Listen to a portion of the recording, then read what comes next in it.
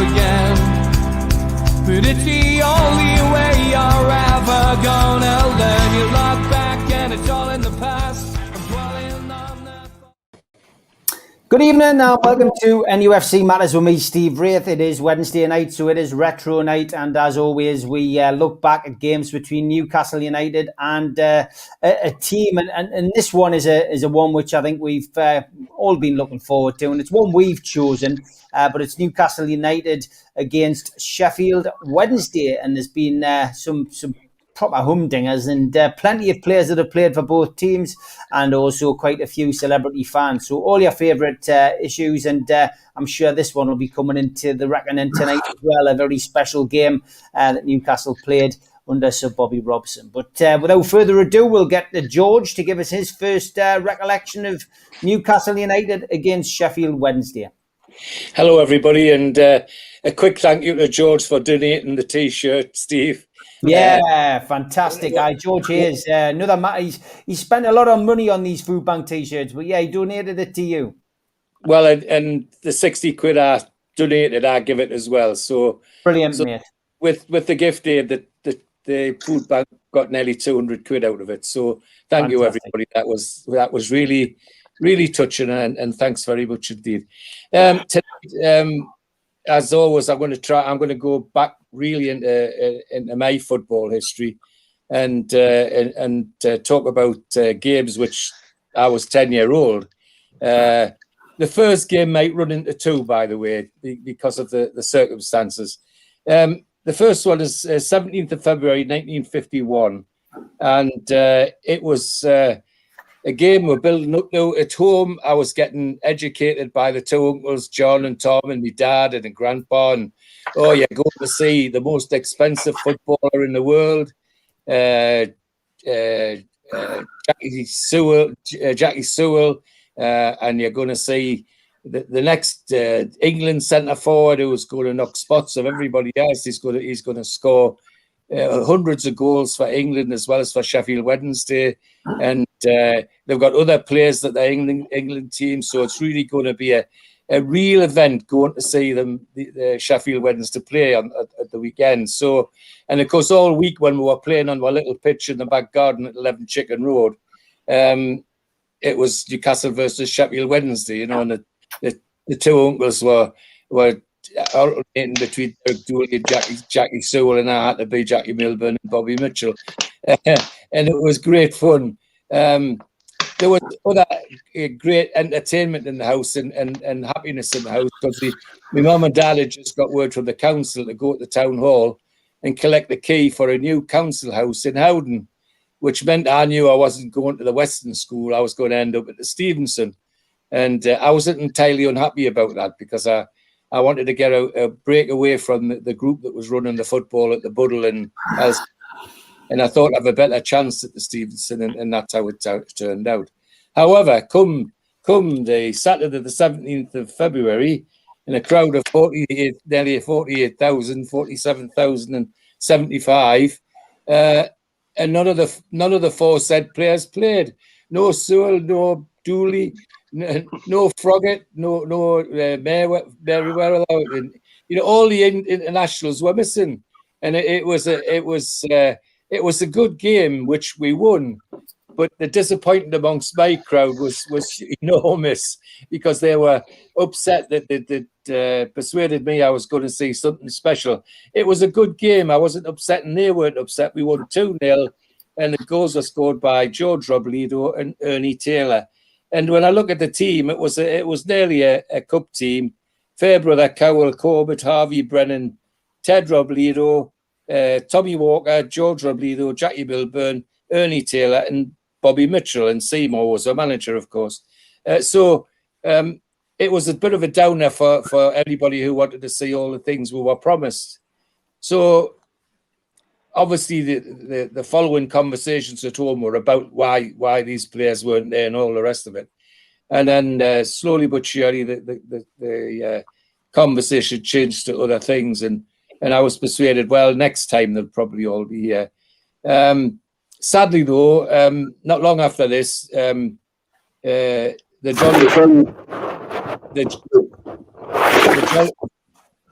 the Jolly Boys at the Pennywet decided to have a trip to Blackpool. Now, I can't associate Jolly Boys and Pennywet in the same sentence without having a smirk, because, to be perfectly honest, there's probably more jolly in the Madame Tussauds than there is in the Pennywet, but never mind, that's another issue. Anyway, off they went to that weekend in Blackpool. It was a horrible weekend. They got absolutely soaking. And of course, Uncle John was the rascal in the thing. And he went without any coat. He went just in his tank top and a cravat around his neck. Come back absolutely soaking. And unfortunately, he got a chill. He was in bed for 2 or 3 days, then taken to hospital because he had an asthma attack. And lo and behold, within a couple of days, Uncle John had passed and gone, which was put a damper on lots of things. But, very, very touching. I mean, these two uncles were more like brothers to me because I lived with them all my young life. So anything like that was a big. Anyway, come the next year, Saturday the 20th December 1952, and Sheffield Wednesday come to St James's Park, and lo and behold, who's in the team but Jackie Sewell, Derek Dooley, Marriott, Froggatt, all in the team. All the internationals were in the team, and didn't it show? A crowd of 37,900. Have you any of the pictures up yet, Steve? I've got them, but you sent us 3, and I'm not sure what order they need to be in. So you're going to have to choose right. Well, I've mentioned them all now. Jackie Sewell's the first one. It's like the cigarette card one, the blue and white one. There you go. Now, I've chosen the cigarette card one of Jackie Sewell. That was the day it was the most expensive player in the world, £34,500 from Notts County. Seymour bidded for him, but stopped bidding at just about 30,000. But that was the most expensive player in the world, and what a fantastic player he was, and what a nice man he was as well. And so that was the first one. The next one was Derek Dooley. I think I sent you an action photo of Derek Dooley, Steve. That's the centre forward. Now, 6'3", grease lightning, and a shot like a cannon. And he was knocking everything to bits. 20-odd goals, and the season was barely halfway through. Brilliant head of a ball, brilliant dribbler, a really, really talented player. Unfortunately, he got to 23 and he clashed into a goalkeeper and broke his leg. Lo and behold, didn't get gangrene, so the leg had to come off. So that was the sad end to Derek Dooley. Sheffield Wednesday had a number of centre forwards who ended up being had catastrophes, but I'll talk about another one later on. So Derek, but they played in this game. Dooley scored 2, Sewell scored 2, and Marriott scored the next one.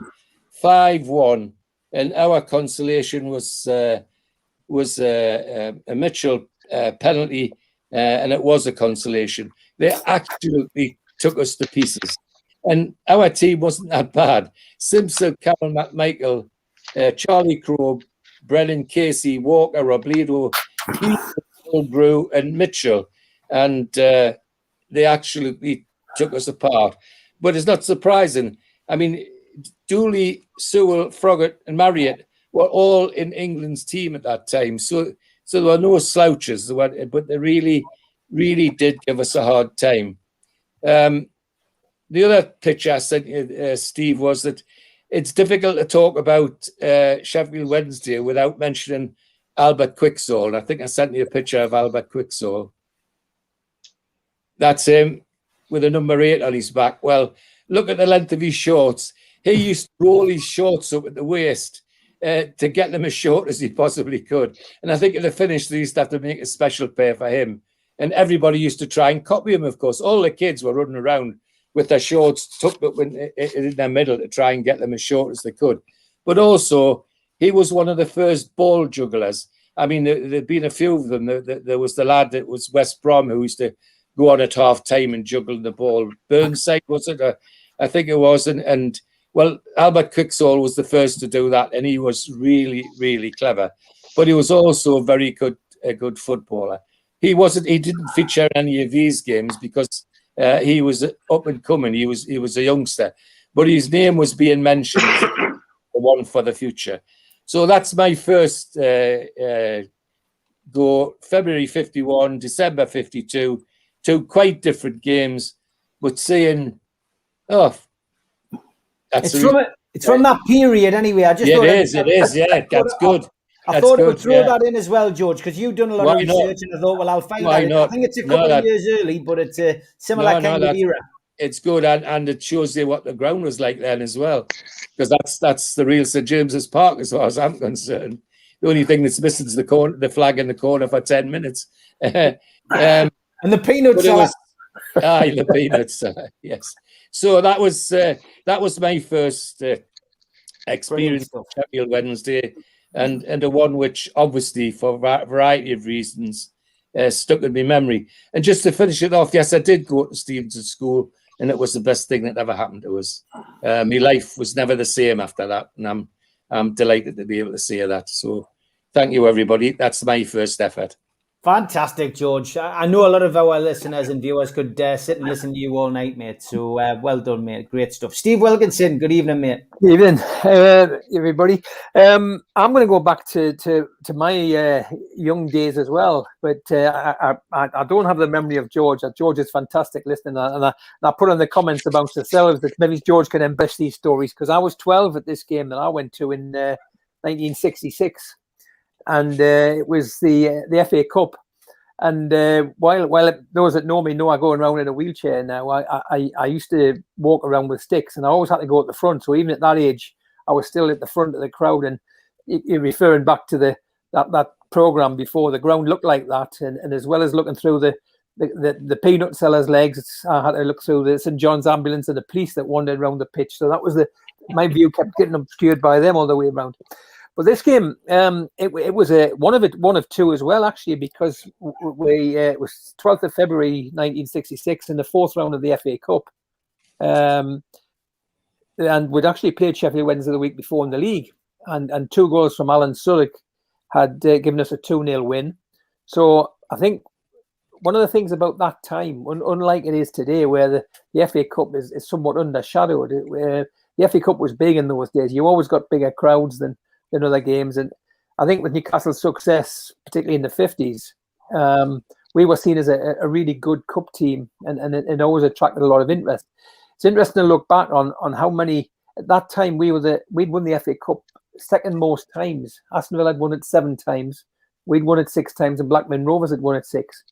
All 3 of those clubs have never won it since. It just shows you how many, and now we're way down the list with several teams up in the double figures.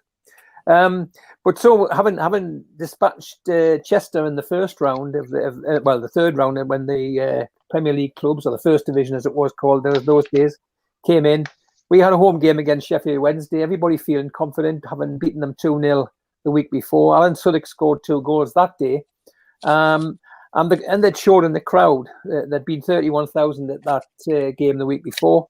The crowd was up to 39,000 with that atmosphere there always was in cup games. It was a level above what you got in league games. But it all went wrong very early on in the game, and Sheffield Wed took a relatively early lead in the first half hour. One of the players that Dobson scored first in 25 minutes, and then a guy who father of somebody who played for us in later years, Gary Megson's father Don, played for Sheffield Wednesday, and a really good midfield player. And I think from what I remember, he ran the show that day, and a cross from him was turned into the own net by our centre half John McGrath, and we're 2-0 down after half an hour. So it didn't warrant the sort of pitch invasion that the Notts Forest one did in later years. But we pulled the goal back again through Suddick after 35 minutes, and so it was a ding dong of a game after that. But unfortunately, we didn't manage to get through. And as it happened, Sheffield Wednesday went on to get to the final that year, although they lost in the final in a game where they actually led 2-0. And for anybody that remembers that time, it was a guy called Mike Trebilco came on for Everton as a sub early in the second half, and within minutes of coming on, scored 2. Nobody had ever heard of him, I don't think, before that day. And he came on and he suddenly became a hero and got Everton back in the game. And then they ultimately went on to win it. So let's say that was my first recollection. Just looking at the team of that day, we had Gordon Marshall in goal. Many of the promotion players still playing. Dave Craig, Frank Clark at the back, Ollie Burton, John McGrath, Jim Eiley, Dave Hilly, Alan Suddick, Ron McGarry, Pop Robson, and Keith Kettleborough had been brought in. Keith Kettleborough, very much a Shelby lookalike. You know, it was quite rare for a guy to have a bald head in those days, but commonplace now. But we almost had twins in Jim Eiley and Keith Kettleborough, and both having bald heads for young lads, which was quite rare in those days. So that was my first game, February 1966. Unfortunately, defeat. I think the picture Steve showed was actually your game, and it was Suddick having a go and Ron McGarry behind him, and Jim Eiley in the centre there. You can see his shiny top. Now, Jim Eiley was the bald eagle long before Jim Smith came. The other thing I'd mention is, notice Sheffield Wednesday's second strip in those days was all white. And a lot of people think that Leeds copied their all white strip from Real Madrid. They didn't. They copied it from their neighbour, Sheffield Wednesday's second strip, because that's what Revy thought it looked nice. I mean, later on, the Real Madrid thing became folklore, but my understanding is it was really the Sheffield Wednesday second strip that set him off. Can I say a little bit about Alan Suddick, Steve? Yes, go on, yeah. Well, Alan Suddick was just as I was finishing because of the injuries and things, but I was hearing about this kid, this school kid from Whitley Bay that had come in, and everybody's saying how talented he was, how clever he was, and all the rest of it. And I remember talking to Ted Hughes, the man who used to run the juniors, the ends at Newcastle. You either loved Ted or you hated him. There was no middle ground with Ted. But I used to get on reasonably well with him.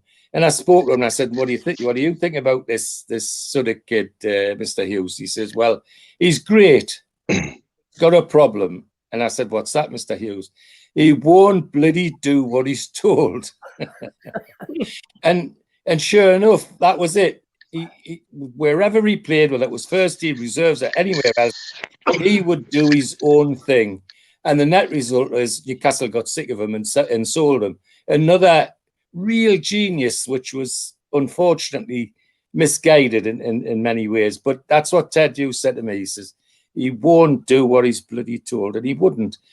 He's free. Can I just put in one thing just in that point there? Was one thing he was famous for was pulling the shorts of a bully. Yeah. They had set up a wall and he went behind the wall and pulled the shorts down. That was the sort of thing that he got up to. Well, and the other thing was his free kicks. He could bend a ball better than anybody I've ever seen since. And even now, I haven't seen anybody that could bend a ball like Alan Suddick could.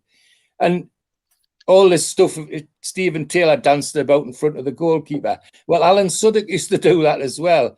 In fact, when he was going to take a free kick, if they put a wall up, he used to get down on his hunkers beside the ball so the goalkeeper couldn't see him. And the goalkeeper didn't know what bloody direction he was coming from. So he just stood up and whack, and it was in the back of the net before the goalkeeper could move. I mean, he really was clever. But as I say, sadly, the words that ring in my ears when I talk about Alan Suddick is, wouldn't do what he's bloody told. So there you are. Sorry to interrupt, Steve. Sorry. No, that's saying. I think it's your memory's better than mine, and of those days. That was just games I can remember for. It was more about the FA Cup, that it was something different in those days, and I think I remember the atmosphere of that day. And the other thing about that photograph, you see the state of the pitch. I mean, it's just a quagmire. Good stuff. So that's my first game. Stu Penman. Hi, how everyone? I've just seen that comment there about George, about everyone remembering how George remembers all the stories. Because my first game, I was thinking this is from ages ago, and it's 1986. I don't think George has done one as recent as that. But it was Easter weekend. We seem to always get Sheffield Wednesday over the Easter weekends. But this time we actually won one. And the reason I remember it is I haven't yet turned 12. I was 12 a week later. And I was, my dad's a Hearts fan, so he wasn't keen on going to the game, and I wasn't allowed at that stage to go by myself. So it was one of those Saturdays where you just know you're going to get dragged around the town by your mother. and go to all the shops and everything else. And I was like, I'm not doing this. So I feigned a bit of a earache, and I was lying on the settee, like really, my ears so bad I can't move it. The pain's terrible. And then the Heat's dad rang and asked my dad if he wanted to go at the match, and he said no. And he says, well, does Stuart want to go? So he says, no, he's not that well. And I made a miraculous recovery and managed to get off the sofa and hopscotch myself round to the Heat's house, and off we went to the game. Now, we're in the old First Division, and Sheffield Wednesday were a really good team at the time. I think they finished the top 5 or 6 that year. And so it was a big game. We always got big crowds at Easter time anyway, always with the Easter, Boxing Day, New Year's Day, whenever. But Newcastle were rampant that day. Now, the goals, we had Paul Stevenson scored the first, and then Gaza scored the second one, and he was a raw Paul Gascoigne. That was his first season. And his star just got brighter and brighter that year.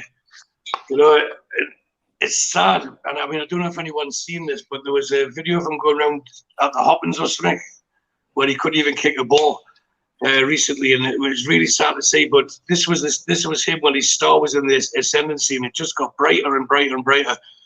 And he was fresh from the year before winning the FA Youth Cup in 1985 with Newcastle. And there's that famous picture with him and Joe Allen.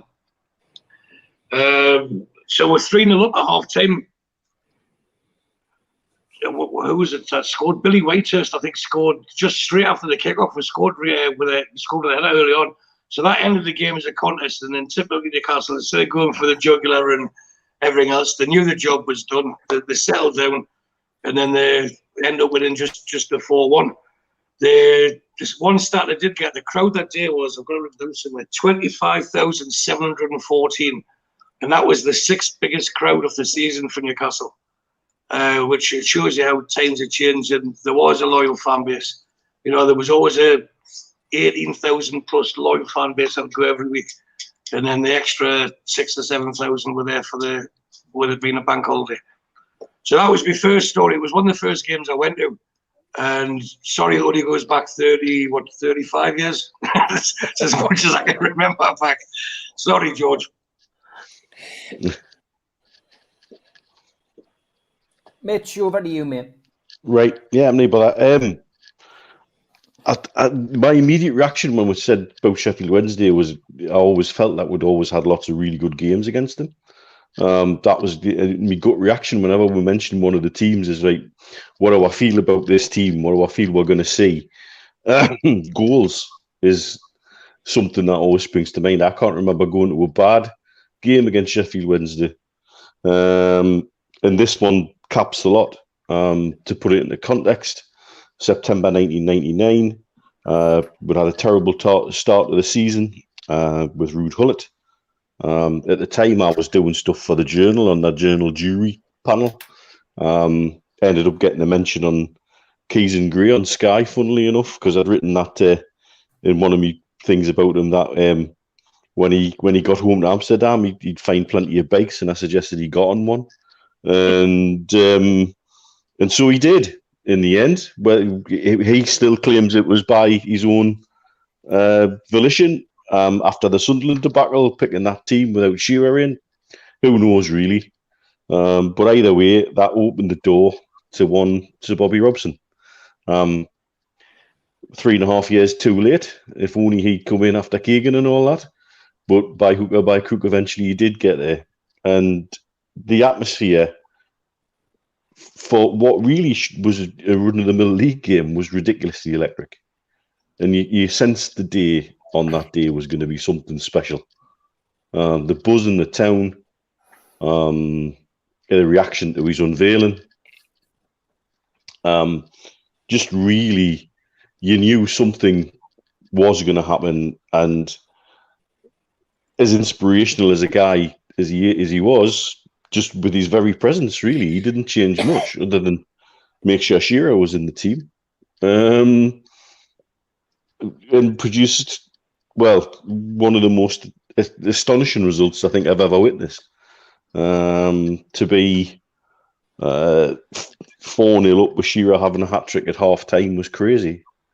But then, unlike some games where you get a good lead by half-time, we just didn't take our foot off the gas.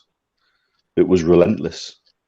And you couldn't say even Sheffield Wednesday played poorly.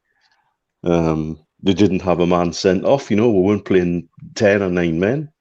We just absolutely rattled them from the opening minute to the last minute. And it's moments like that really make you realise when we've got the wind at our back in a full sail, what Newcastle United as a club can do. And how many times you're going to get these if-only feels. But this game was just fantastic. Aaron Hughes put up after, I think, about 10 minutes, of all people, to be the first goal scorer. And then Shearer got a hat-trick in, I think, 12 minutes. A flick, a penalty, and a third from a really good cross from Kieran Dyer. That's the other thing. I think people talk about Shearer because he scored 5. Kieran Dyer had probably one of his best games in a black and white shirt. He got the 5th straight after half time. If I remember right, he was on his knees. He actually headed it in from his knees. And then Gary Speed, cracking goal, typical Speedo goal. And then Shearer wrapped it up with a side foot and another penalty by 84 minutes. And what an absolute delight of a day. And a great way to welcome Sir Bobby.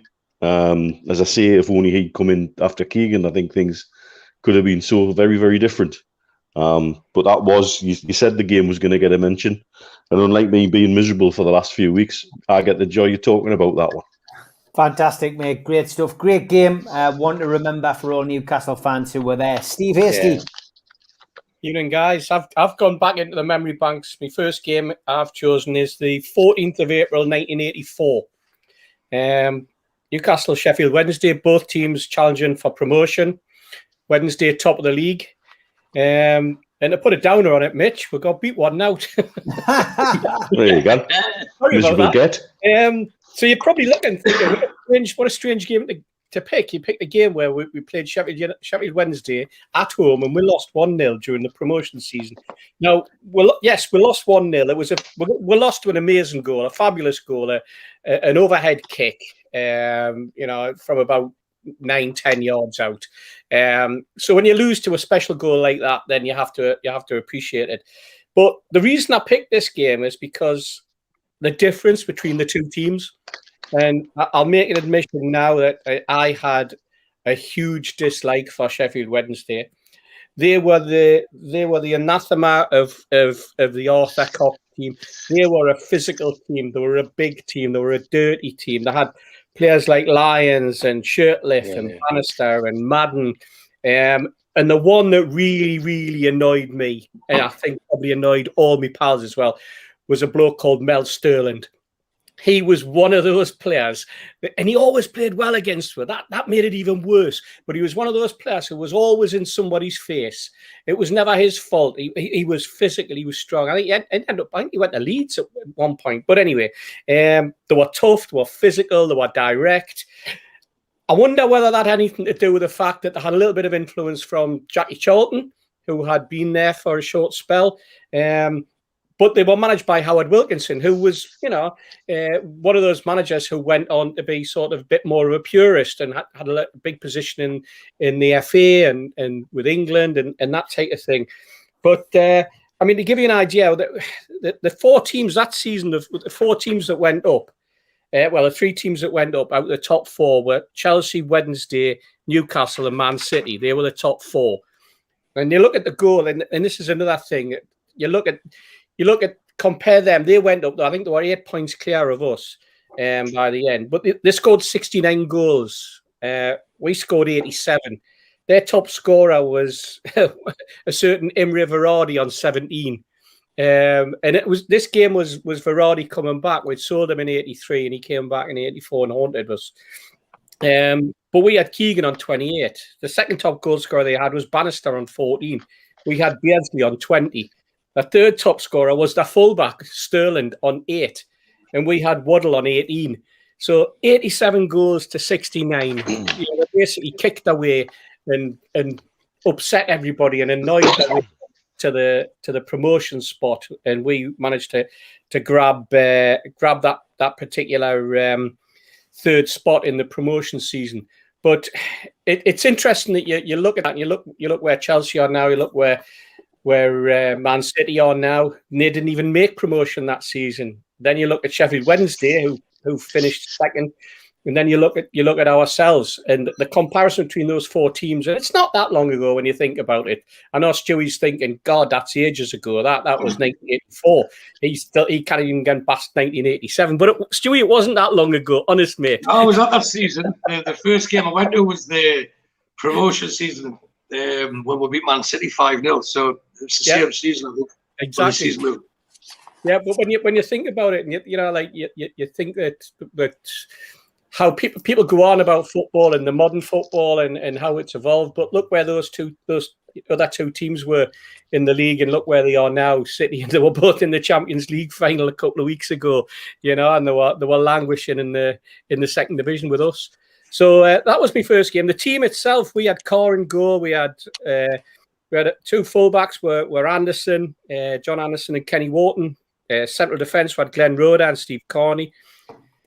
Then we had a midfielder, David McCreary, Terry McDermott. And we've mentioned him a few times that just in teams as we've looked over the last few weeks or so. John Truick, I think the fact it shows you what a good footballer John Truick was to be able to hold his own in a midfield that consisted of McDermott and McCreary, and he held the third spot. With playing behind the striking force of Waddle, Beardsley and Keegan, So, it had flamboyance all over it. It had a steeliness to the defence, and Kenny Wharton, who would kick anything. Well, we all know Ando kicks everything, Steve. I think he even kicked us. We're in the bar a couple of weeks ago. And then Steve Carney, who had come from Blythe, and what a rock and what a great centre half he proved to be, coming from the non-league, playing alongside a very, very gifted Glenn Roeder. So we had all the flamboyance, and I didn't even mention their team. I just mentioned a bunch of kickers that I had, and that summed up Sheffield Wednesday for me at that particular time. Great stuff. Big Steve, shout out. before you go around the game, can I answer the I'll just give the sponsors a shout out first. Yeah, big shout out to Spider VPN for all your internet security. Just Google Spider VPN and they will protect all your passwords and things like that. So big shout out to the lads for their sponsorship. And the skipsandbins.com, telephone 0800 25 45 25 3. Email inquiries at skipsandbins.com. Website www.skipsandbins.com. Easy, contract free and pay as you go. Waste collection. Also a big shout out to John at qtechshop.co.uk, the makers of pool tables and snooker tables in Wales and Newcastle, and to John at Jab Signature. First time visitor to the channel, hit the Newcastle Legends logo and you can subscribe for free. Hit the thumb up to like the video, click share to share to your social media, and drop into the comments box to speak to like-minded Newcastle fans, and get yourself onto our website, NUFCmatters.com. You can pick up some of the T-shirts, including the one that everyone seems to be looking at on Steve Hasty tonight, the Super Mac one. Fantastic T-shirt that Steve's got on.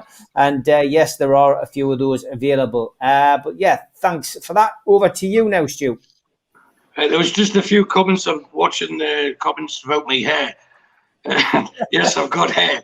But the reason it's like this, I seen Darren put one on, and he called us Ken Barlow, because for my daughter's christening, I grew it longer to look sensible for there. That's it. So I look sensible for the christening, but that didn't turn out too well either. The reason it's got this on, it's not the Lee Clark from Clarky last week. It looks quite similar for me. The reason behind it is because I go for walks in the morning before I go to work, and it's this morning, for example, it was 37 degrees, but the real field temperature was 43. So it's like bleaching it constantly, so it looks like I've got highlights in it. But today they've just announced that we're in our second week of lockdown here in Bahrain, which all the shops are shut apart from the supermarkets, and they've just announced that they're going to extend it by another 2 weeks. So I don't think I can keep the hair growing as much without going to the barber, so I might just have to shave it off soon. Might get back to normal, but I've proved the point. I do have hair. I thought you were doing Phil Foden. No, I was going to follow you, Steve, but it would take us till I was about your age to get it that like anyway. So I don't want to just I just kept it growing, and that's it. Now it's getting, to me, it's getting messy. It looks like Doc from Back to the Future at the side with the white bits and that. So it's going to have to come off, I reckon. Classic. So sorry to interrupt. I just don't All answer right. a few because I'm getting people making fun of us on the chat. George, back to you, mate. Well, there's one thing I can't comment about is hair. I can't comment about hair. Can I go back to something Stu said in his piece, though? He talked about we seem to get Sheffield Wednesday at Easter. That wasn't an accident, Stu. That was when the FA had brains. At Christmas, we used to go to either the Ayson Park or Roker Park, and then Boxing Day or just after back to St James's Park. So there wasn't none of this flying down to London and back and forwards over the Christmas holidays or the Easter holidays. Easter, it was either the Sheffield teams or the Manchester teams. Or Leeds, yeah. Or Leeds. It was to keep it for the fans, to keep the fans. That's right, to give the fans a chance to get there and get home at a reasonable time. Not like they do to now. It's a disgrace. But I just wanted to say it wasn't an accident, Stu. It was. No, I'm aware of that. The FA had brains then. Right, second match. Sunday the 27th of August, 1999. And for me, it's an unusual one because it's an away one. At that time, I was County Commissioner for Scouts for Durham, and the regional county commissioners, all the northern regional county commissioners, Durham, Northumberland, Cumberland, all the Yorkshires, Lancashire, Cumberland, all used to have about once every 6 weeks, all used to get together. This particular weekend, the person chairing the meeting was the lad who was County Commissioner for South Yorkshire, and he just happened to be a director of Sheffield Wednesday. And I know for a fact he's picked this weekend because he expected Sheffield Wednesday to give Newcastle a thrashing, just to stick one up on me. Well, little did he know, I went to this match and our team was Hislop, Barton, Beresford, Howie, Peacock, Lee, Clark, Beardsley, Ferdinand, Genola and Gillespie. 25,000 crowd, and we actually took them apart, particularly Beardsley and Genola. It was only 2-0, and Genola scored the first one and Beardsley the second one, and I think that might have been Genola's first goal, actually. They just took Sheffield Wednesday apart, much to the disgust of my host. He was a director of Sheffield Wednesday, so we're all in the director's box, but by Jove, when we went in after the match to have a cup of tea, it was a very quiet cup of tea, except for one very passionate Geordie going around telling everybody how well Genola and Beardsley played. So it worked. The other bit about the match is important is that they had two players that did cause us some bother occasionally, and that was Mark Bright, who was well known to us. He was a good old-fashioned pro, and a centre forward called David Hurst. Another big lad, big, fast lad, but sadly, another Sheffield Wednesday centre forward whose career ended so tragically. And if any were watching the match he was in on television, when he broke his leg, it was such a bad break. Players around him were vomiting. They were being so sick with what they were saying. In fact, I think it was the linesman said that, or the referee had said that, had he not had his sock on and his shin pad, his leg probably would have broken off altogether. It was such a bad break. And you could see the bone through the sock and all that sort of thing. So that was David Hurst, and he looked like a world beater. And yet here we are, have another Sheffield Wednesday centre forward of that calibre, whose career was finished with a broken leg. He recovered after a very long recuperation period, but he was never the same again, as you could imagine. But a great servant to Sheffield in other ways. So 2-0, and as I say, it was a match I was supposed to be really sad about, and it ended up being a match I was terribly happy about. So there you are. That's my second offering. Good stuff. Okay, Steve Wilkinson. Yes, so I'm going back to the 60s again for arguably the first game I went to, what I'd call as an adult, because I said earlier on that thing, I always used to go at the front, and because of my dad used to play bowls in this time, and he had a game down in Spennymoor on the morning before the match, and I'm going to talking about November 1967, and we're going to have to dash back from Spennymoor, and it was no decent roads in those days, so it was it was a trudge back, and we got into the ground at 20-3. So it was too late for to get in at the front because it was filling up. And it was the first game I ever stood behind the barriers further back, and you know, as much as I actually stood behind the barrier. It was normal to stand in front of them to protect you, but I managed to sort of support myself behind it. And really from then onwards, I always went further back, and you always get a better view of the game further back than you did looking through the legs of peanut sellers, etc., as I mentioned earlier on. But this game we won 4-0, and significant in this game was a player going back to those days, goes Albert Bennett, who we'd signed after the promotion season. And as it happens, we sold him before we in the following season after this game, when before we started on the Fairs Cup.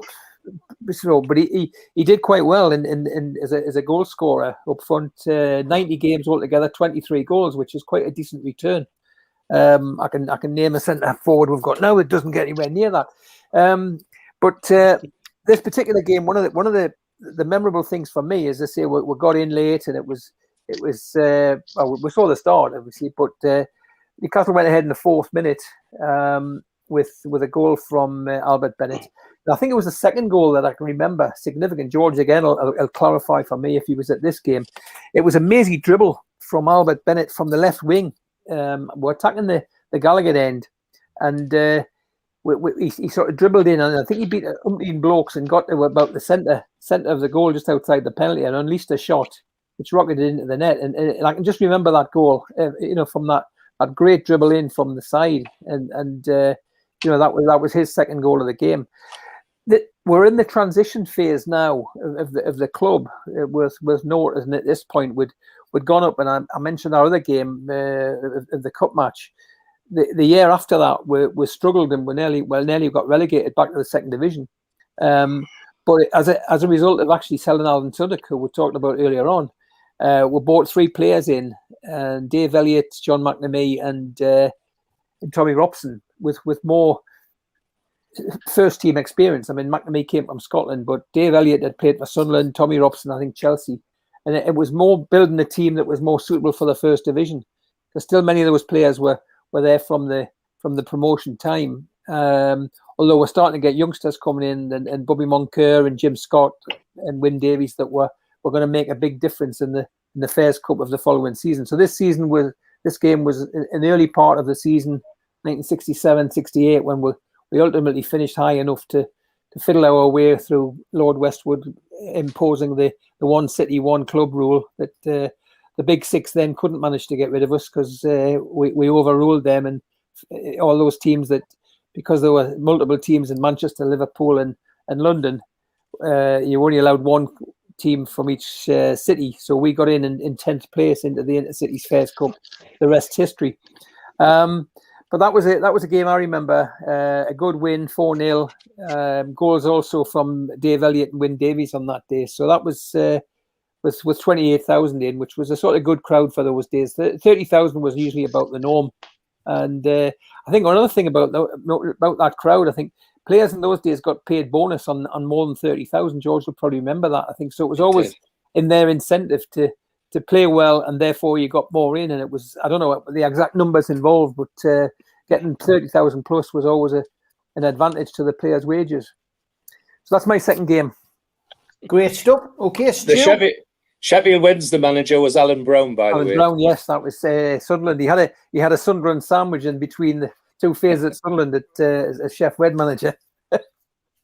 Okay, Stu. I'm going to go back to what George said about David Hurst. If Mitch can remember, you remember Sweep, who used to drink in Goodfellas with us, the Sheffield Wednesday fan. He was called Sweep because when we were watching the football, he got excited. His voice went, I can't do it. His voice got really high, so we nicknamed him Sweep. But he's a big Sheffield Wednesday fan, and he was certain that David Hurst was going to be bigger, better, faster than Alan Shearer. And then he had that horrible injury. Now, we'll never know, but I'm sure he wouldn't have got to the heights that Alan Shearer got to, but that was his claim. But the last game I talked about was in March '86, where Beardsley I didn't mention, scored the third goal. He then went on to the World Cup, didn't he, in Mexico, and made Gary Lineker. And then I'll fast forward now to let's work this out. 17 years later, is it? No, 7 years later. 1993. It's the game when, as soon as you mention Sheffield Wednesday, Newcastle, it's the one that most people think of. It's a 4-2 game at home. And Beardsley had just come back, and as it happened, he wasn't playing that day. But it was memorable for a number of reasons. The first, it was a Monday night game. It was our first Monday night game on Sky in the new Premier League. Chris Waddle was returning with Sheffield Wednesday after an hiatus at Tottenham and Marseille. And then also we played in our home strip, our away strip, because of it was a clash with Sheffield Wednesday's hideous white with black pinstripes and yellow shorts. It was like the Holland Globetrotters, wasn't it? That away strip that they had. But it was famous for that. And then the most memorable thing it was for was probably Alex Matthews' goal. But before we get to Matthews' goal, I'll talk you through the game. We went 1-0 up through the obvious channel of Andy Cole with his left foot. Clinical, even though he never looked orthodox, he always knew where the back of the net was, accuracy-wise. And he put his 1-0 up. And then Andy Sinton, who's from Cramlington, he equalised. He equalised, and he's big with QPR, isn't he? And then at the start of the second half, Sinton put them 2-1 ahead. So he scored twice. But the thing with Sinton, I'm sure he was one of the, if he wasn't the smallest person on the pitch, he would have been close to being the smallest. And he scored with a header at the back post. Now, anyone who's played in defence before, it's sacrilege to allow that to happen, but irrespective of that, Andy Cole then equalised. So he bagged a brace as well as Sinton. So you think this is a story of the game, between these two. Cole scored when the cross had come over, Rob Lee knocked it in, and Cole turned on the sixpence and knocked it in with his right foot this time at the bottom corner. So it's 2 each. Now, when we went 2-1 down, there was no grumbling in the crowd.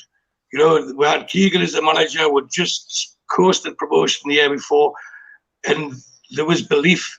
There was a belief in the team, and there was belief in the management. There was no negativity, and it was as if, you always talk about the crowd being the 12th man, but to me, this game was one of the games that epitomised that. We ended up with Matthews scoring the third when Malcolm Allen crossed the ball in, and he audaciously looped it over. Now, some people say it was a fluke. He knew exactly what he was doing.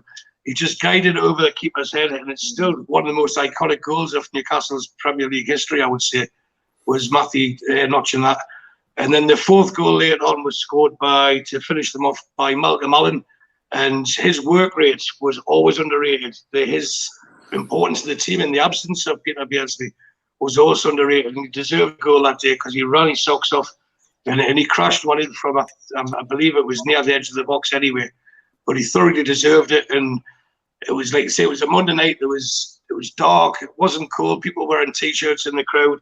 You go home, you can see the smoke in the air around the stadium and that. And the feel-good factor was even then. We just got promoted, but that to me was the first game that season where I think everyone believed we are Premier League and we deserve to be, and we can hold our own and let this rocket or roller coaster take control there.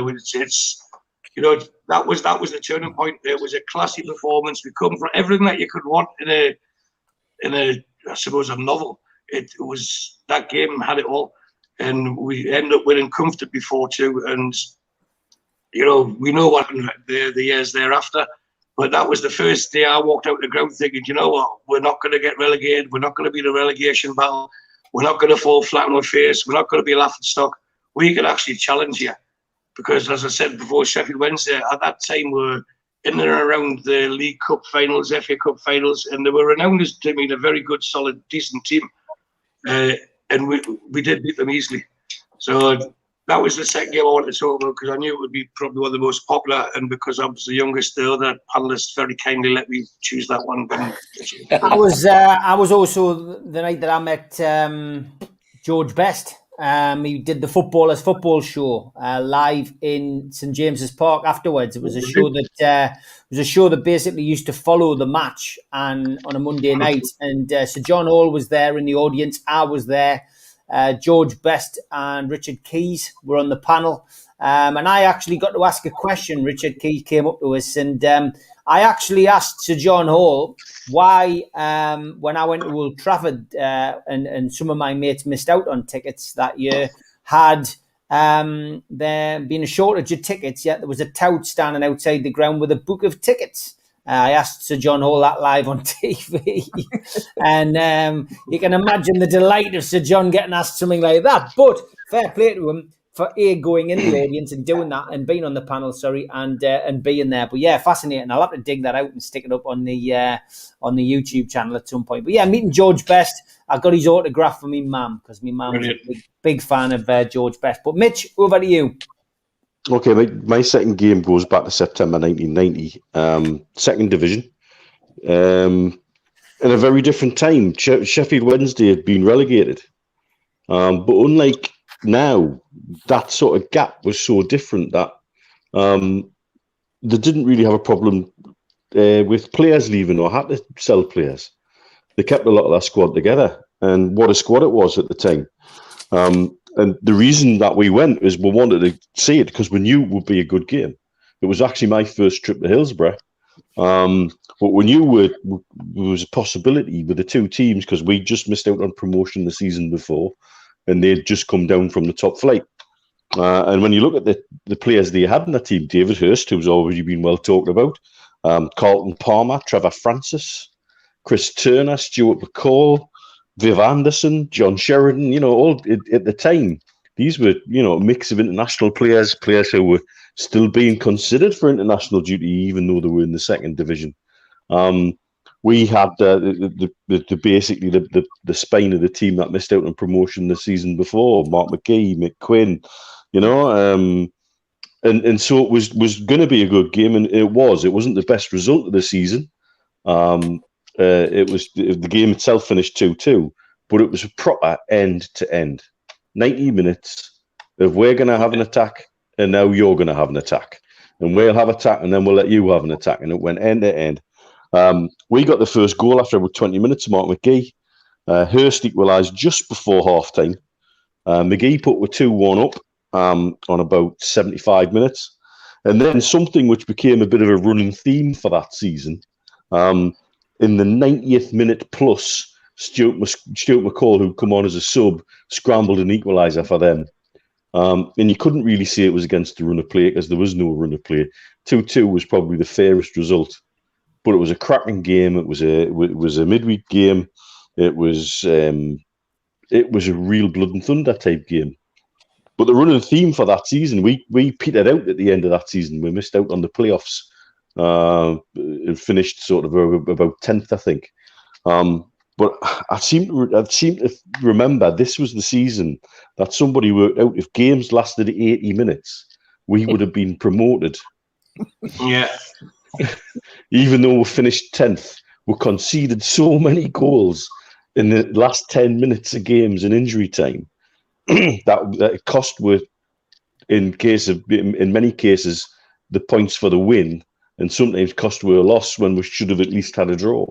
And so instead of going into the playoffs, we ended up in 10th, I think, or 11th. But yeah, that season was so frustrating because we knew we could have done so much more. But also that division that season was filled with teams who, I think there was at least 7 or 8 teams in that division that season that you could have said could have been promoted and made a good case for them getting promoted. And I think that was the start of the second division, which is now the championship, becoming this quagmire for teams. It's like quicksand. The more you struggle, the deeper you sink into it. Because it just started to become such a competitive, and I think the championship now is still one of the most competitive leagues in Europe. And I think that's the era when it started from. But the biggest difference was there was no parachute payments. There was, England managers would still have a look at the second division if somebody was in form. So players had no incentive necessarily to leave.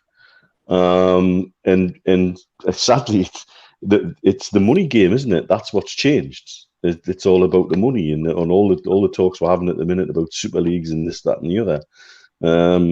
It's all about the cash. But at that time, it was a lot simpler. And you could pick a game like that and say, right, I really want to go to that game because that's going to be a great game. And that certainly was a great game. Wasn't a great result, but a cracking game. Yeah, great stuff. Steve Hasty, finishing off with you on the games. Yeah, well, I've gone back to February 1996. I picked 1996 simply because it was Euro 96, and we're coming up the weekend and we've got the Euros starting again. But what an exciting period of time it was to be a football fan. And certainly being a Newcastle United fan. And the game I've picked is the 3rd of February 1996. It's the return game after the one that George talked about, where Ginola and Beardsley ran the show and we won. This particular game, again, waddled back. And it was a fairly sort of mundane sort of game, if you like. We won 2-0. No goals in the first half, but a goal by Les Ferdinand on the 54th minute. Corner from Beardsley, lovely header down to the back post or towards the back post from Philip Albert, and a powerful header from Les, who hammered it into the top corner. It was one of those where he's standing, the defenders are standing alongside him, and he just hammered it in. And we stayed at 1-0 right until the very end. And we're playing some lovely football by this point. And Beardsley picked the ball up. There's a couple of decent parts of the move. And if you want to go on YouTube and see it, you'll get exactly what I'm going on about. But it was a lovely little pass by Beardsley. Just one of those ones that he did as an inside left, inside right, where he could just stroke the ball perfectly. And he hit it absolutely true for an incoming run by Lee Clark, who strokes the ball into the bottom corner across the front of the keeper. Lovely goal. And you look at that team. I mean, the team started off with there was no Ginola in the team. He was suspended. There was no Peacock. He was suspended. And I'm going to read the team out, and the lads can decide what the formation was, because I cannot work it out, even though I worked the game. I'm looking back all these years. Obviously, we had Pav in goal, but we had what looked to me like a back three of Watson, Albert, and Howie, because we had Barton and Beresford playing as fullbacks. We had a midfield of Clark, Gillespie, and Lee, which makes me wonder, did Steve Watson move into the midfield? Because up front, we had Ferdinand and Beardsley with Kitson on the bench. And I'm wondering, I'm looking at that and thinking, there's so much made these days about formations and, are we playing a back five, a back three? I always thought Keegan played a back four. But in this particular one, when you see it written down and your memory fades, you begin to wonder, well, was that a three or was it a five? I think the significance of the game and the football we're playing was that, this was the season where we finished second on 78 points. Our home record was remarkable that season. We had 17 wins, 1 draw and 1 defeat. We all know what the defeat was. We had an away record of 7 wins, 5 draws and 7 defeats. Unfortunately, we were pipped by Man United. But we actually won more home games than Man United that season, who only won 15. But they had a better away record. They won 10 to our 7. We only lost, and they lost 6 away games and we lost 7.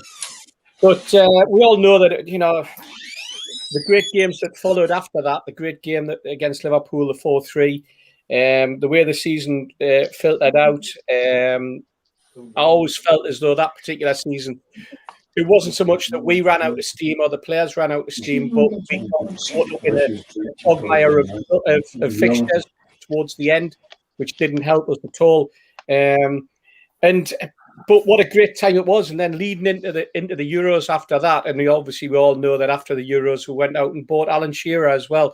So you finish second in the league and you go out and you buy the world record footballer for £15 million in Alan Shearer. We're riding on the back of Euro 96. And I'm just wondering, are we going to go into this season, start the next season straight after Euros and go out and get a world record footballer, lad? Do you think that's going to happen, or am I still in dream world? Am I still living in this little fantasy world of Keegan and 1996 and 84 and such like? I think you all know what the answer is going to be. I probably didn't even ask you the question. I could just tell by the looks on your faces, to be perfectly honest. Yep, good stuff. Right then. So, coming to that part of the show where we have celebrity fans just to finish off with, and then players that played for both teams, and then the lads come up with their own 11. And here we go with the celebrity fans. Let's see whether the lads can get these. This one is a collective. Arctic Monkeys.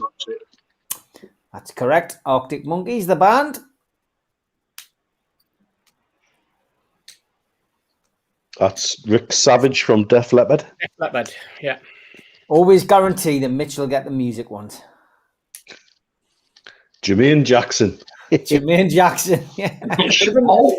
Bit of a music theme. I think we're pushing it with Jermaine Jackson, but apparently, yes, he's a Sheffield Wednesday fan. Never in the world. Oh, Don't take this personally, Dick. Yes, Dick and Dom. Dick and Dom. Very good.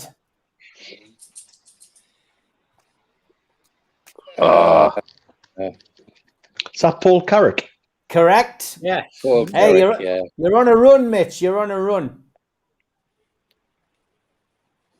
Oh, yeah. Emmerdale, man. And Inspector, what's his name? Oh, God. Neither of those are correct, George. No, I know.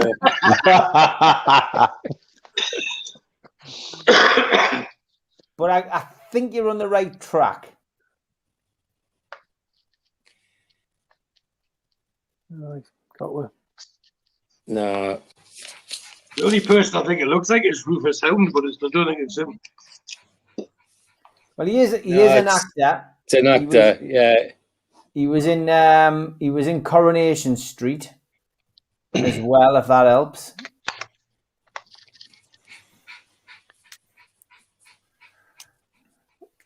And of course, the webpage that I've linked is now again dead. This is happened to me a few times, you know, where the guy's name is, and I haven't got the guy's name saved. So you're gonna have to get it, lads. Otherwise, we'll be here all night. John McClure. It's not John McClure. I don't think. No. Okay, we'll come back to that.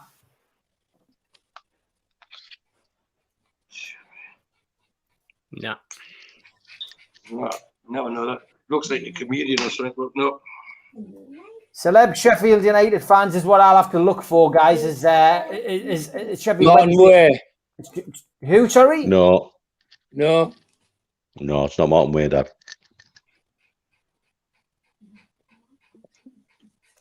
No, not got it. Okay. I'll come back to them too then, and I'll give you another chance at the end. Let's go with the players for now. Take your time with these. Gives me time to search.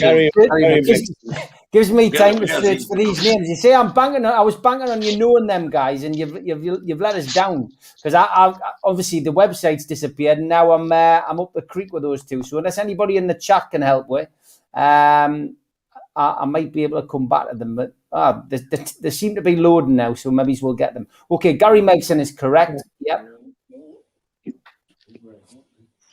Jackie Sinclair. Yeah. No. Yeah. Okay, Jackie Sinclair, of course. Thomas Craig was the actor. Thomas Craig, yeah. Okay. Chris Waddle. The Waddler. Chris Waddle. Chris Waddle. Well done to Rachel. Well done to Rachel Lilly for getting the and Looney Tune Daz for getting Thomas Craig. And it was John from Reverend and the Makers was the other guy. Right. Which Mitch should have got because of his music knowledge. Leon Best. Leon Best. Leon Best. Leon Best, of course. Jacob Murphy. Jacob Murphy. Jacob Murphy. Just open it, Darren. Fine. Come on, George. God. Jack It's Allen. not God. It's not God. It is Jack Allen. Well done. Jack Allen. Wow. Cup final scorer. And a bit more about Jack Allen. He's related to the former Labour Chancellor, Darland. What is Alistair Darling. Alistair Darling, whose parents have a box or had a box, sorry, they're both dead now, poor souls, had a box at St James's Park. And quite often I used to talk to them when we used to go to the match with Steve in Bar 1892. They used to come to the box through Bar 1892 and make their way up to the top. The wife, the woman of the family, Darlin, the mother of Alistair Darlin, was Jack Allen's daughter. That's the connection. Right. Okay. I was wondering where it was going. What boxes? I was as well, and I've got to push on because I've got to do another pre-record. So, is that France car? France car. Pav. Pav check. Yeah. And last but by no means least, Pearson. Nigel Pearson. Well done, lads. Good one tonight, and we've gotten the celebs in the end. Thanks to everybody in the chat for that. Great stuff. Okay, 1 to 11. Give us your team, George, and your manager. Pav, of course, is number 1. James Tavernier is 2. Ray Blackhall 3. Tommy Craig 4. Pat Hurd 5. Steve Watson 6. Jackie St Clair 7. David Mills 8. Darryl Murphy 9. Kevin Gallagher 10. And Chrissy Waddle 11.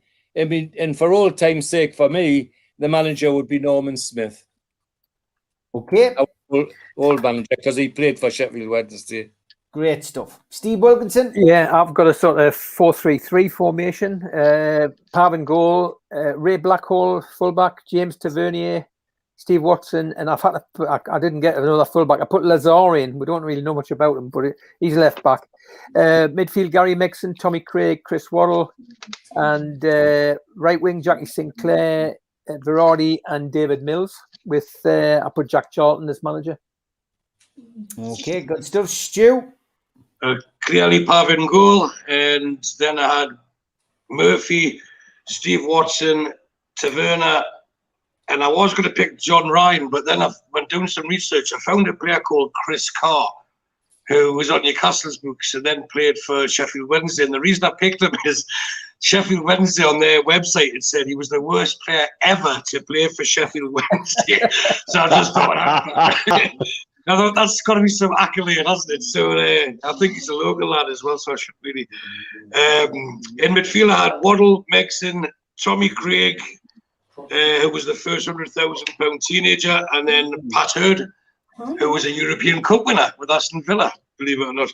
And then the top two, because we're in the 90s team, 4-4-2, Imre Verardi, who lived at 14 Woodend Way, Kingston Park, at the back of the Heats house. And then another record breaker with David Mills, who was the first £500 million UK footballer. That's my team. Brilliant stuff. Great recollection. And apologies to anybody who lives there who now gets somebody to stand knocking on the door and getting photographs outside the house. Mitch? Okay, keeper Pav, back four of Tavernier and Hurd at fullbacks, centre-back pairing of Steve Watson and Oguchi Onyewu. If anybody remembers the Gooch.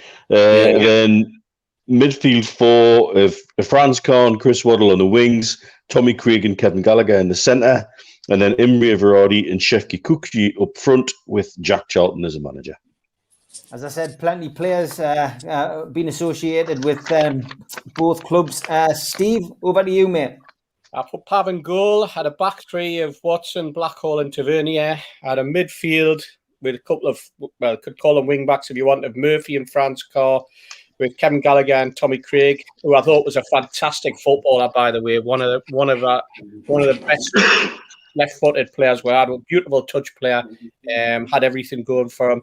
And then up front, I had Leon Best, Chrissy Waddle playing just behind Darryl the Slab Murphy. And up front, manager, I went for Jack in the end. I went for Jack. So. Good stuff. Great stuff, lads. Fantastic show that. We'll have a chat in the next couple of hours, I'm sure, as to about who we're going to do next week. We'll keep it as a surprise, but fantastic retro show tonight. If you've enjoyed it, please give the video a like. Please share it. And I will see you gentlemen next week. Take care, lads. Cheers, guys. Cheers, everybody. To everybody.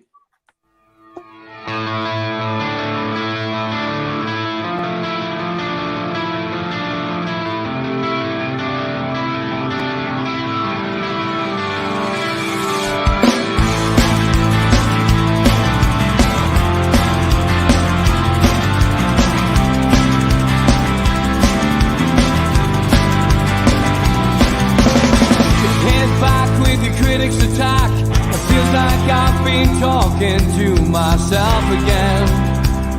But it's the only way you're ever gonna learn. You look back and it's all in